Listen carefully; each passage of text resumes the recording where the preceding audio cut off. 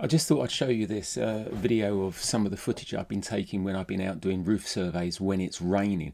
I mean, the things that you can see, just keep your eye on the guttering there, which is overflowing.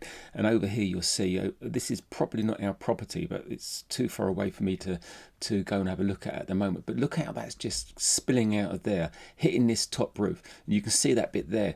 And it's just everywhere. I've got up on the ladder while I'm there. I mean, I'm here to do a roof survey. It's relatively safe out here, so I've got up and done it. But I've got my coat on. You'll see by the camera, I'm getting really wet while I'm here. And I've got a brush out. I just started to clean some of that gutter. I can't get up to that top bit there. That's going to be ridiculous. I'm not supposed to be when I'm doing a roof survey. Just look at the water running down the wall. Can you imagine the damage that could do internally at that point? And again, you look over here, look at all of that coming down. And of course, green growth in the wall, which you can see there, indicates that there's moisture getting into the wall because the growth is being sustained and being able to carry on growing. And look at all of this grown here, and you can see next door's gutter overflowing there. So this takes me to another one. This is a church, a big roof, and they're complaining about it leaking.